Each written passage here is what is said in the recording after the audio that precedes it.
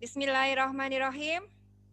Yang kami hormati Ibu Istiqomah sebagai dosen pengampu dan rekan-rekan Prodi Magister Manajemen Pendidikan Islam yang berbahagia. Assalamualaikum warahmatullahi wabarakatuh. Waalaikumsalam warahmatullahi wabarakatuh. Alhamdulillahirabbil alamin, assalatu wassalamu alal mursalin. Walhamdulillahirabbil alamin. Alhamdulillah kita masih diberi kesehatan oleh Allah Subhanahu wa taala sehingga kita bisa bertemu di materi manajemen mutu pendidikan secara virtual. Kami dari kelompok L akan menyampaikan hasil diskusi kami tentang kepemimpinan kepala sekolah dalam peningkatan mutu pendidikan.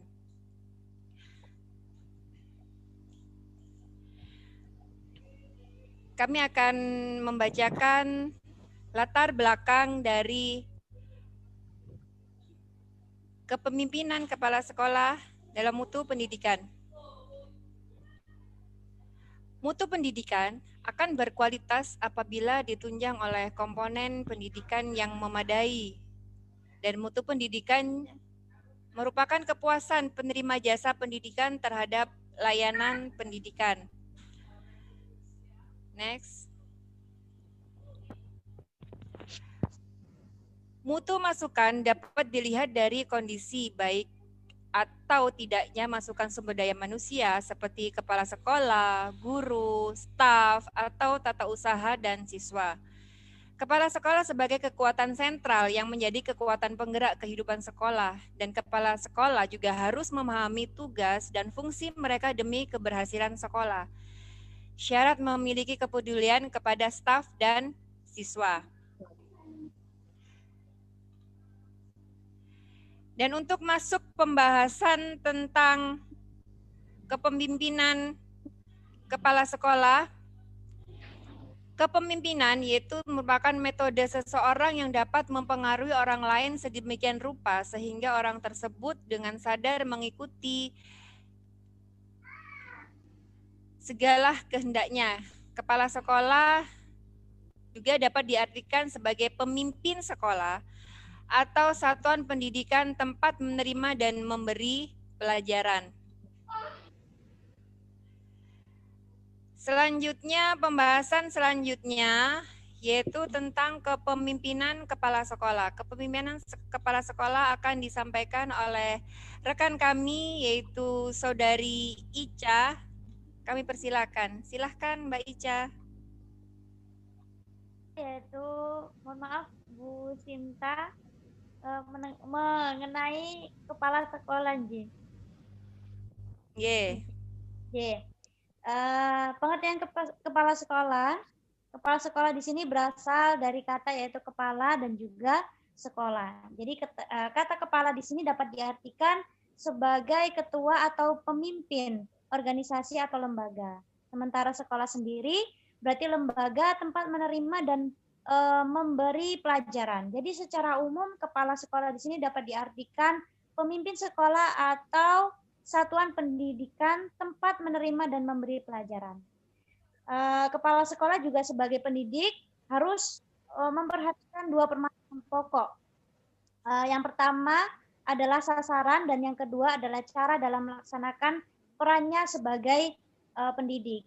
Jadi ada 3 kelompok yang menjadikan sasaran dari kepala sekolah tersebut dalam melaksanakan tugas mendidiknya. Yang pertama yaitu peserta didik atau murid, lalu yang kedua ada pegawai administrasi, dan yang ketiga adalah guru-guru. Ketiga kelompok ini menjadi sasaran dalam pendidikan yang mana dilakukan oleh kepala sekolah. Jadi ketiga tersebut, antara kelompok yang satu dengan kelompok yang lainnya memiliki perbedaan yang sangat prinsip, yang mana secara umum dapat dicermati dalam berbagai gejala dan perilaku yang ditunjukkan seperti misalnya dalam tingkat kematangannya, lalu latar belakang sosial yang berbeda, lalu motivasi yang berbeda, tingkat kesadaran dalam bertanggung jawab dan lain sebagainya. Seperti itu. Selanjutnya Bu Sinta. Ya, terima kasih Mbak Ica. Begitu lugas dan luas sekali menjelaskan tentang pengertian kepala sekolah. Selanjutnya yaitu pembahasan tentang kepemimpinan kepala sekolah yang akan disampaikan oleh Mbak Rizka. Silakan Mbak Rizka. Terima kasih Bu Sinta. Untuk kepemimpinan kepala sekolah, ialah merupakan kemampuan yang dimiliki oleh seseorang tenaga fungsional, yaitu guru yang berupa tugas untuk memimpin suatu lembaga atau sekolah, guna untuk menggerakkan segala sumber yang ada pada suatu lembaga tersebut, sehingga dapat digunakan secara maksimal untuk mencapai tujuan yang telah ditetapkan. Next. Adapun pola kepemimpinan sangat mempengaruhi terhadap aktivitas dan tugas di dalam sebuah sekolah. Seorang pendidik yang melakukan aktivitas yang melibatkan sekolah, kelas, dan peserta didik, maka guru tersebut juga dapat dikatakan telah melakukan aktivitas kepemimpinan. Next. Berikut adalah poin-poin tentang pola kepemimpinan. Pola kepemimpinan merupakan proses untuk mencapai suatu tujuan atau hasil tertentu. Terdapat tujuan dan hasil tertentu yang akan dicapai atau ditentukan terlebih dahulu. Dalam upaya mencapai tujuan atau hasil tertentu tadi, haruslah dilakukan dengan cara menggunakan atau menggerakkan orang lain. Agar orang lain bekerja dengan baik dan mudah, maka diperlukan pengorganisasian, perencanaan, pengawasan, pengarahan, bimbingan, dan pengendalian. Kemudian selanjutnya, fungsi dari pengorganisasian, perencanaan, pengawasan, pengarahan, dan bimbingan dan pengendalian dilakukan untuk menghasilkan kerja yang efektif dan efisien. Hasil kerja yang efektif dan efisien tersebut dapat dicapai jika digerakkan dengan cara yang baik dan benar, manusiawi, serta memanusiakan mereka yang dipimpinnya. Kepemimpinan yang baik dan benar haruslah dilandasi dengan sikap manusiawi serta memanusiakan mereka yang dipimpinnya. Pelaksanaan kepemimpinan harus dilandasi norma, meliputi agama, norma hukum, susila, adat istiadat, dan budaya yang ada. Next. Berdasarkan fungsinya, ada 4 makna dalam pola kepemimpinan, yaitu kepemimpinan diartikan sebagai seni pergaulan, diartikan sebagai ilmu, profesi, dan kepemimpinan juga diartikan sebagai panggilan atau kualitas jiwa. Kemudian ada pula gaya kepemimpinan kepala sekolah yang meliputi gaya kepemimpinan demokratis, visioner yang meliputi ide, rencana, atau metode. Kemudian ada juga multikultural, strategi, edukasi, fasilitator, dan teamwork atau bekerja sama. Untuk selanjutnya saya kembalikan kepada Bu Sinta. Terima kasih.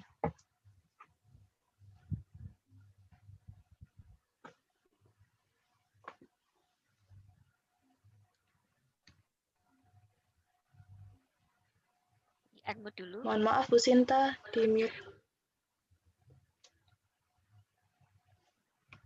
Terima kasih Mbak Rizka atas penjelasan yang telah diberikan kepada kami dan rekan-rekan yang lainnya.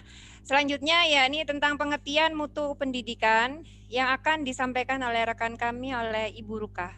Monggo Ibu Ruka ini. Pada Ibu Sinta selaku moderator atas kesempatannya, saya akan coba menjelaskan tentang pengertian mutu pendidikan. Di sini kita ada 4 poin yang perlu kita perhatikan dalam memahami tentang mutu pendidikan ini. Pertama, apa sih pengertian dari mutu itu sendiri? Kemudian apa pula pengertian dari pendidikan itu sendiri?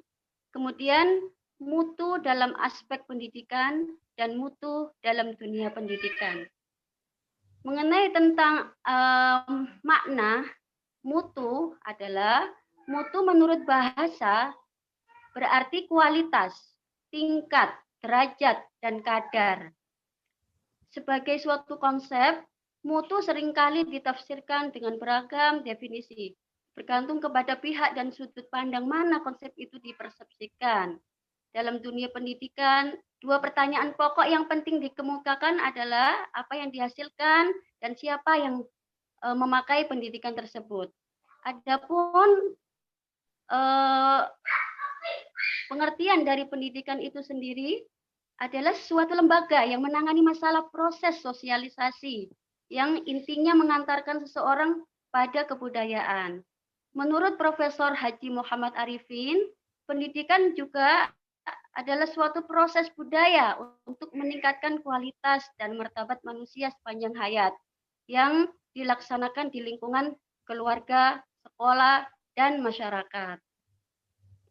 Untuk itu, di sini mutu pendidikan itu sendiri kita bisa menggabungkan makna dari mutu dan pendidikan tersebut. Kalau ditarik secara global, maka mutu pendidikan, pengertian dari mutu pendidikan ini adalah kemampuan sistem pendidikan, baik dari segi pengolahan maupun dari segi proses pendidikan itu sendiri, diarahkan secara efektif untuk meningkatkan nilai tambah dan faktor-faktor input atau besarnya kelas sekolah atau guru, buku pelajaran, situasi belajar, dan kurikulum, manajemen sekolah, keluarga, dan lain sebagainya agar menghasilkan output setinggi-tingginya. Begitu juga dengan outcome. Adapun mutu dalam aspek pendidikan, maka jadi mutu pendidikan sangat erat sekali kaitannya dengan mutu manajerial pada para pemimpin pendidikan, ketersediaan dana, sarana dan prasarana dan fasilitas pendidikan, media, sumber belajar, alat dan bahan latihan. Kemudian juga terkait dengan iklim sekolah, lingkungan pendidikan, serta dukungan dari pihak-pihak terkait dengan pendidikan. Next.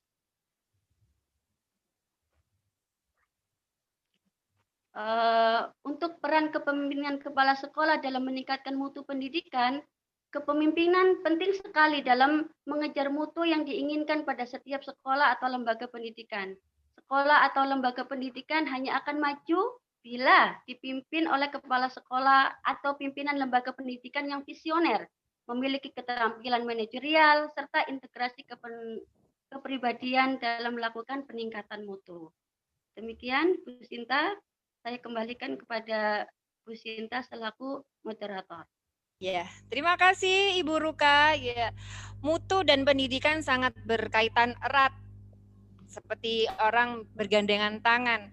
Pendidikan tanpa mutu mungkin tidak ada artinya. Mutu tanpa pendidikan mungkin kurang lengkap. Jadi mutu dan pendidikan adalah pasangan yang harus ada di mana-mana. Selanjutnya yaitu peran kepemimpinan kepala sekolah dalam meningkatkan mutu pendidikan yang akan dilanjutkan oleh Ibu Olive. Monggo Ibu Olive.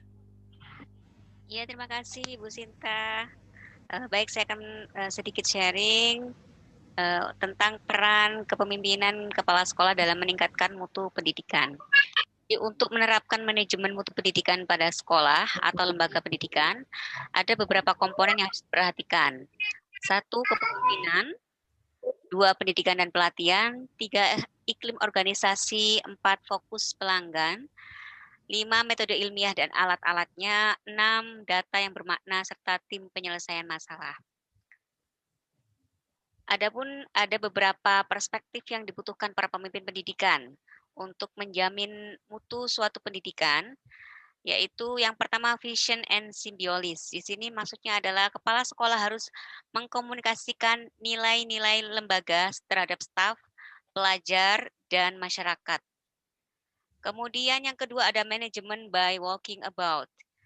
Di sini maksudnya adalah satu cara bagi pimpinan untuk memahami, berkomunikasi, kemudian mendiskusikan proses yang berkembang dalam lembaga dengan tidak hanya duduk di belakang layar atau di belakang meja kerjanya. Jadi harus aktif. Jadi harus memanage semua terkait pemeran penting di dalam sekolah atau lembaga pendidikan. Yang ketiga ada autonomy, experimentation, and support for failure. Di sini maksudnya adalah Kepala sekolah itu punya hak otonomi di sini, harus suka mencoba hal-hal baru dan memberikan dukungan bagi sikap inisiatif dan inovatif untuk memperbaiki kegagalan. Jadi tidak boleh seorang kepala sekolah itu mudah berputus asa. Kemudian berikutnya create a sense of family. Di sini cara untuk menumbuhkan rasa kekeluargaan di antara sesama guru, pelajar, karyawan, dan staf pimpinan lainnya. Oke, berikutnya adalah sense of the whole, rhythm, passion, intensity, and enthusiasm. Di sini maksudnya adalah kepala sekolah itu harus bisa menumbuhkan rasa kebersamaan, kemudian menumbuhkan keinginan, semangat, dan potensi dari setiap staf atau di sini guru, ya, dan semua yang mendukung untuk kualitas atau mutu dari pendidikan. Seperti itu. Mungkin selanjutnya ada di sini peran kepala sekolah meningkatkan mutu pendidikan dan peranannya mungkin akan dilanjutkan oleh teman yang lain. Monggo Bu Sinta, terima kasih.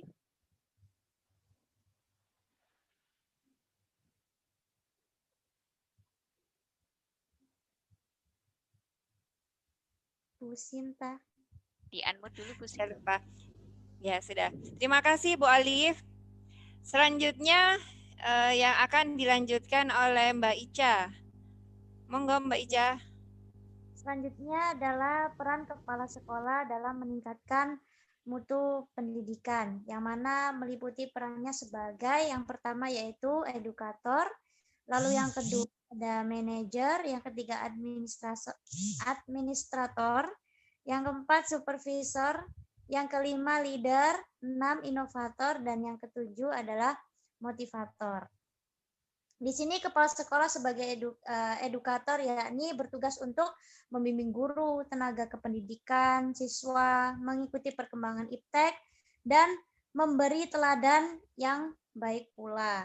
Jadi upaya yang dapat dilakukan kepala sekolah di sini dalam meningkatkan kinerja sebagai edukator, khususnya dalam peningkatan kinerja tenaga pendidikan dan prestasi belajar peserta didik situ. Lalu yang kedua ada manajer ya, kepala sekolah sebagai manajer yang mana memiliki fungsi menyusun perencanaan, mengkoordinasi kegiatan, melakukan pengawasan, melakukan evaluasi terhadap kegiatan, mengadakan rapat, mengambil keputusan, mengatur proses pembelajaran, mengatur administrasi, dan mengatur tata usaha siswa, ketenagaan, saran, dan prasarana keuangan. Lalu kepala sekolah sebagai administrator, kepala sekolah di sini bertanggung jawab atas kelancaran segala pekerjaan dan kegiatan administratif di sekolahnya. Dan yang keempat ada supervisor, yang mana kegiatan mengamati, mengidentifikasi mana hal-hal yang sudah benar, mana hal-hal yang belum benar, dan mana pula yang tidak benar, dengan maksud agar tepat dengan tujuan memberikan pembinaan. Lalu yang kelima, kepala sekolah sebagai leader, yakni kepemimpinan, kegiatan mempengaruhi orang lain agar mau bekerja untuk mencapai tujuan yang telah ditentukan. Lalu yang keenam ada inovator, yang mana dalam rangka melakukan peran dan fungsinya sebagai inovator, kepala sekolah di sini harus memiliki strategi yang tepat untuk menjalani hubungan yang harmonis dengan lingkungannya. Lalu yang terakhir yaitu motivator. Di sini kepala sekolah harus memiliki strategi yang tepat untuk memberikan motivasi kepada para tenaga kependidikan dalam melakukan berbagai tugas dan juga fungsinya. Karena apa? Nah, di sini kepala sekolah ini dengan kemampuan membangun motivasi yang baik akan membangun dan meningkatkan efektivitas dan efisiensi kerja. Sehingga bawahannya di sini mampu berkreasi demi mewujudkan mutu pendidikan yang baik. Seperti itu. Mungkin sekian dari saya, Bu Sinta. Ya, terima kasih Mbak Ica. Begitu banyak peranan kepala sekolah sebagai seorang pemimpin, justru menjadi kepala sekolah adalah tidak bisa hanya duduk diam di balik meja. Justru sebagai kepala sekolah itu harus menguasai segalanya dan banyak bisanya, karena semuanya tergantung oleh kepala sekolahnya. Kepala sekolah adalah memegang segalanya. Kualitas sekolah tergantung dengan kualitas kepala sekolah. Terima kasih rekan-rekan semua dari kelompok L. Selanjutnya akan kami buka pertanyaan. Silahkan, mungkin ada rekan-rekan yang mau bertanya. Atau izinkan saya bertanya lebih dahulu. Tidak apa-apa ya? Oh, Jen. Ya, Monggo. saya mungkin ada pertanyaan buat rekan-rekan semuanya dari kelompok L ini. Sebagai kepala sekolah yang harus banyak bisanya, yang menjadi panutan bagi anggotanya, mungkin tidak hanya sebagai panutan bagi guru atau karyawan, tetapi panutan buat anak didiknya. Kepala sekolah untuk menjadi kepala sekolah harus mempunyai kriteria. Terutama sekarang banyak bermunculan lembaga pendidikan Islam. Dan pertanyaan saya yaitu, apa saja kriteria kepala sekolah dalam lembaga pendidikan Islam? Monggo dari rekan-rekan yang mungkin bisa menjawab. Oh, ya langsung dijawab ini Bu. Nggih, monggo Mbak Ica mau jawab. Silahkan Mbak Ica. Ye, bismillah, saya jawab. Tadi pertanyaannya, Kriteria kepala sekolah di lembaga pendidikan Islam. oh di lembaga pendidikan Islam. Mungkin beda Mbak ya antara lembaga pendidikan Islam dan lembaga pendidikan umum. Ya, mungkin yang pertama kali harus dimiliki kepala sekolah yaitu akhlakul karimah, Bu. Okay. Lalu sebagai kepala sekolah juga harus memiliki keenergikan gitu ya. Lalu kedua ada stabilitas emosi. Lalu yang ketiga pengetahuan hubungan sosial yang baik, yang mana menjadi kepala sekolah itu harus memiliki hubungan yang baik dari rekan-rekannya agar bisa memimpin sekolah dan bisa menjadikan sekolah itu lebih bermutu dan maju, seperti itu. Harus bisa merangkul ya Mbak, ya nggak pilih kasih gitu, semuanya harus dirangkul. Ya terima kasih atas jawabannya. Selanjutnya yang kedua, pertanyaan kedua, monggo yang mau nanya silahkan. Ya, saya boleh nanya Bu Sinta? Boleh, monggo, silahkan. Oke, terima kasih teman-teman, rekan-rekanku. Apa saja sih kendala dari seorang kepala sekolah ya dalam meningkatkan mutu pendidikan Islam? Dalam kepemimpinannya untuk meningkatkan mutu pendidikan. Kemudian kalau ada kendala pasti ada upaya. Nah, upaya apa saja yang harus dilakukan untuk meningkatkan mutu pendidikan terkait kendala tadi yang dihadapi? Terima kasih. Monggo siapa yang adakah? Terima kasih. Nah, ini apa saja kendala sebagai kepala sekolah? Selain kendala juga harus ada solusinya. Kendalanya apa? Solusinya apa ini? Biar kita nggak tahu kendalanya aja tanpa solusi. Yang penting ini solusinya. Selesaikan masalah tanpa masalah. Ya. Lah ya, betul. Monggo yang bisa menjawab atas ini pertanyaan dari Mbak Olive ini, memberikan solusi. Ya, bismillah, Bu Sinta. Saya coba. Oke, monggo Mbak. Pertanyaannya dari Bu Olive. Ya, jadi di sini apa saja kendala kepemimpinan kepala sekolah dalam meningkatkan mutu pendidikan Islam, begitu nggih? Mungkin ini pertanyaan sedikit sulit karena memang ini bukan tugas yang mudah gitu ya bagi kepala sekolah dalam memimpin sebuah lembaga pendidikan Islam. Di sana pasti mendapatkan banyak sekali kendala-kendala. Adapun beberapa faktor yang mempengaruhi kendala tersebut, kita bisa pointerkan. Pertama faktornya yaitu terkait dengan Bapak Kepala Sekolah atau Ibu Kepala Sekolah itu sendiri, ataupun dengan guru-guru yang lain, kemudian terkait dengan siswa yang ada di sekolah itu sendiri, kemudian terkait dengan keterbatasan sarana dan prasarana. Di sini sesuatu yang terkait dengan kepala sekolah itu adalah misalkan wawasan Bapak kepala sekolah tersebut sempit, beliau kurang memahami tentang apa itu SPMI misalnya, yaitu sistem penjaminan mutu internal, belum dikuasai betul. Jadi untuk kesananya, untuk melangkah ke depan belum bisa nanti membuahkan sebuah output atau outcome yang sesuai standar nasional. Itu yang pertama, karena wawasan yang sempit. Kemudian faktor yang kedua yaitu siswa. Mungkin di sini kita menemui banyak sekali siswa itu kemampuannya ya beragam.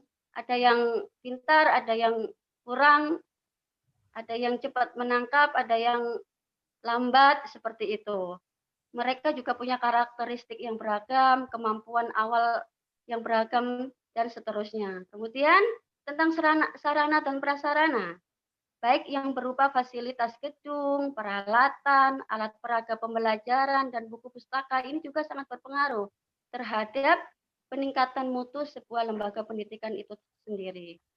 Yang terakhir yaitu faktor luar, yaitu mungkin dari dukungan masyarakat dan orang tua murid, seperti itu. Dan untuk mengatasi masalah seperti ini adalah karena kita sudah tahu tadi permasalahan-permasalahan, kendala-kendala apa, faktor-faktor seperti apa yang dialami, maka bisa kita mencoba untuk misalnya terkait dengan SPMI, maka SPMI ini harus benar-benar wawasan itu harus sudah dimengerti oleh si kepala sekolah tersebut. Terkait dengan siswa, maka bagaimana siswa ini mereka diajak untuk bersama-sama meningkatkan kemampuan dan lain sebagainya. Untuk sarana dan prasarana, bagaimana kepala sekolah ini harus sekreatif mungkin sehingga sarana dan prasarana tersebut terlengkapi. Seperti itu. Seperti itu jawaban dari saya, Bu Sinta. Mohon maaf jika masih kurang. Monggo teman-teman yang lain jika ada yang mau menambahkan. Terima kasih Mbak Ruka, begitu luas dan gamblang sekali. Monggo, mungkin ada yang mau menambahkan? Ya, kalau tidak ada, kami buka pertanyaan selanjutnya, ya ini pertanyaan ketiga. Mungkin ini pertanyaan terakhir, ya. Mengingat waktunya sangat terbatas sekali. Silahkan, ada yang menanya? Saya Bu Ica. Oke, Mbak Ica, silakan Mbak Ica. Ya, saya ingin bertanya, apa strategi kepala sekolah di sini dalam meningkatkan kinerja guru agar menjadikan sekolah itu semakin bermutu, seperti itu, Bu? Ya. Strategi kepala sekolah meningkatkan kinerja guru, karena yang bekerja di sekolahan bukan hanya kepala sekolah aja Mbak ya, guru juga punya tanggung jawab memajukan sekolah. Mungkin saya jawab sedikit Mbak ya. Oh iya, Bu. Jawab sedikit, yaitu strategi kepala sekolah untuk meningkatkan kinerja guru. Ini ada beberapa macam opsi, yaitu ada beberapa macam jawaban. Yaitu strategi kepala sekolah dalam memberdayakan potensi para guru adalah senantiasa mendorong dan memotivasi, memberikan kesempatan kepada guru secara formal melanjutkan pendidikan sampai tingkat sarjana. Mungkin ya contohnya seperti kita mungkin sudah mengecam pendidikan seterata 1 atau S1 dan kita masih diberi kesempatan kepada kepala sekolah untuk meneruskan ke jenjang berikutnya S2, yaitu untuk bisa lebih berperan lagi ke lembaga pendidikan yang tempat kita mengajar, biar kita banyak guru yang bertambah wawasan, insya Allah di tempat kita mengajar juga lebih lebih meningkat mutunya juga, banyak yang S2-nya gitu. Untuk selanjutnya yaitu mampu memberdayakan pendidikan dan tenaga kependidikan serta seluruh warga sekolah lainnya untuk mewujudkan proses pembelajaran dan memberdayakan tenaga pendidikan melalui kerjasama secara kooperatif Jadi tidak semua pekerjaan tidak diambil alih oleh kepala sekolah. Jadi dibagi rata, terutama untuk kaderisasi atau biar guru-guru ini banyak pengalaman. Jadi satu orang itu pengalamannya banyak, nggak satu orang dia banyak pengalaman, sedangkan ada yang lainnya pengetahuan dan pengalamannya sangat kurang sekali. Jadi bagi-bagi pengalaman, bagi-bagi pengetahuan juga untuk bisa memajukan lembaga pendidikan tersebut. Begitu jawaban dari saya, Mbak Ica. Mungkin semoga ini bisa memberikan jawaban yang tepat apa yang dimaksud oleh Mbak Ica. Dan mungkin teman-teman yang boleh lainnya menambahkan, Bu? Ya, monggo Mbak. Untuk pendidik, sebaiknya pendidik itu harus bisa menyelesaikan tugasnya secara tepat waktu dan tepat sasaran. Kemudian, seorang pendidik juga perlu untuk memiliki prinsip kepemimpinan. Jadi tidak hanya kepala sekolah yang memiliki kepemimpinan, tapi guru juga bisa memilikinya. Mungkin di dalam kelas atau saat bertemu dengan anak-anak. Kemudian pendidik juga harus bisa menjalin hubungan yang harmonis dengan masyarakat sehingga dapat melibatkan mereka secara aktif dalam rangka mewujudkan visi misi sekolah serta tujuan pendidikan. Mungkin dalam hal yang sederhananya mungkin hubungan baik dulu dengan wali murid gitu. Kemudian dapat bekerja secara kolaboratif dengan tim manajemen sekolah dan juga dapat mewujudkan tujuan sekolah secara efektif, efisien, dan produktif, serta akuntabel sesuai dengan ketentuan yang telah ditetapkan. Mungkin itu untuk pendidik yang diharapkan juga memiliki sifat-sifat kepemimpinan. Ya, terima kasih Mbak Rizka. Ya, terima kasih rekan-rekan semua atas pertanyaan dan jawabannya, juga presentasi yang telah disampaikan. Mengingat waktu kita sangat terbatas, mungkin sampai sekian dulu perjumpaan kita. Semoga apa yang sudah kita sampaikan bermanfaat buat rekan-rekan prodi Magister Manajemen Pendidikan Islam pada umumnya, dan khususnya bagi kita sendiri kelompok L. Dan saya akan sedikit menyimpulkan tentang pembahasan kita tentang kepemimpinan kepala sekolah. Menjadi kepala sekolah bukanlah hal yang mudah. Menjadi kepala sekolah adalah mempunyai tanggung jawab yang berat, karena kepala sekolah adalah seorang imam atau nahkoda, di mana sebuah kapal akan berlabuh di mana, akan berlayar bagaimana, itu tergantung dengan nahkodanya. Kalau nahkodanya tidak bisa mengendalikan kapalnya, maka kapal tersebut akan karam. Begitu pula dengan kepala sekolah. Kepala sekolah adalah mempunyai tanggung jawab yang sangat besar. Dan sebenarnya bukan hanya kepala sekolah saja yang mempunyai tanggung jawab untuk memajukan sekolah, tapi sebagai guru dan karyawan juga mempunyai tanggung jawab juga, karena kulukum ro'in wa kulukum mas'ulun an ra'iyatihi. Karena kalau kita bertanggung jawab dan kita mempunyai rasa kepemilikan, maka kita akan memiliki rasa untuk mau memajukan lembaga pendidikan kita. Itu, terima kasih teman-teman sekalian, semoga bermanfaat. Apabila ada kesalahan, mungkin itu dari kami semua, dan apabila ada yang benar, insya Allah itu datangnya dari Allah. Terima kasih, saya mohon maaf yang sebesar-besarnya apabila ada salah kata. Terima kasih, kami akhiri. Wassalamualaikum warahmatullahi wabarakatuh. Waalaikumsalam warahmatullahi wabarakatuh.